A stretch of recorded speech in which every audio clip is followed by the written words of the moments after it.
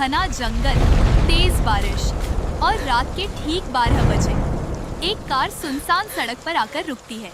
Car के अंदर बैठे 4 दोस्त आरव, कबीर, नेहा और सिया डर और बेचैनी से बाहर देखते हैं। दूर अंधेरे में बिजली चमकती है और उसी रोशनी में उन्हें एक पुरानी टूटी हुई हवेली दिखाई देती है। हवेली बिल्कुल वीरान थी, उसकी खिड़कियां टूटी हुई थीं और ऐसा लग रहा था जैसे कोई अंदर से उन्हें देख रहा हो। सिया डरते हुए बोलती है, मुझे ये जगह बिल्कुल ठीक नहीं लग रही। लेकिन कबीर हंसते हुए जवाब देता है, रिलैक्स, यहाँ कोई भूत नहीं होता।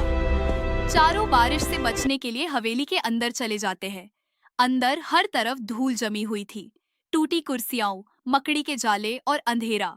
पूरा माहौल डरावना था। तभी दीवार पर लगी एक पुरानी घड़ी अचानक अपने आप चलने लगती है। टिक टिक टिक। और ठीक 12 बजते ही ऊपर से किसी के दौड़ने की आवाज आती है। नेहा डर कर फुसफुसाती है, तुम लोगों ने सुना?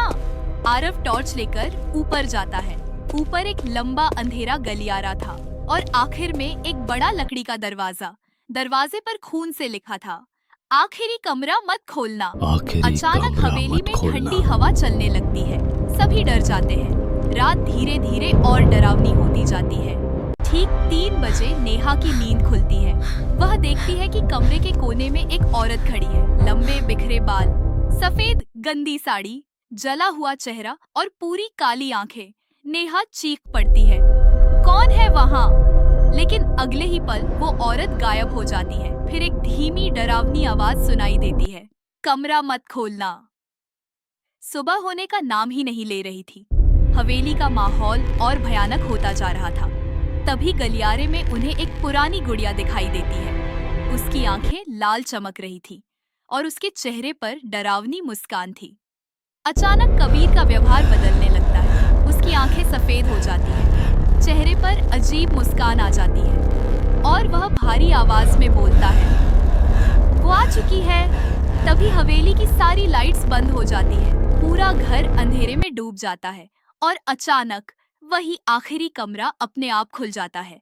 दरवाजे के अंदर से लाल रोशनी निकल रही थी। कमरे के अंदर दीवारों पर खून से अजीब निशान बने थे।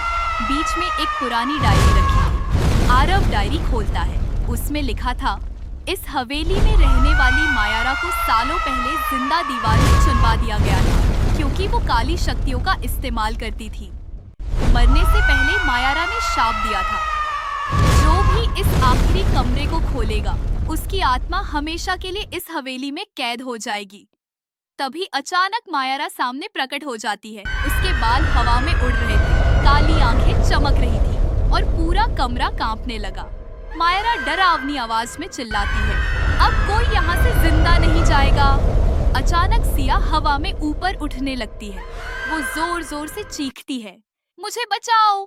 बाकी सब डरकर पीछे हट जाते हैं। दीवारों से खून बहना शुरू हो जाता है और तभी दीवार पर खून से एक लाइन लिखी दिखाई देती है, एक आत्मा के बदले एक जान। आरव समझ जाता है कि इस शाप को खत्म करने के लिए किसी एक की बलि देनी होगी। नेहा रोने लगती है, लेकिन आरव धीरे से मुस्कुराता है, अगर मेरी जान से सब बच सकते हैं तो मैं तैयार हूँ। नेहा उसका हाथ पकड़ लेती है, नहीं आरव, मत जाओ। लेकिन आरव धीरे धीरे आखिरी कमरे की तरफ बढ़ जाता है। कमरे के अंदर मायरा उसका इंतजार कर रही थी। अचानक तेज तूफान शुरू हो जाता है। मोमबत्तियां हवा में उड़ने लगती है, दीवारें कांपने लगती हैं और पूरा कमरा काली ऊर्जा से भर जाता है।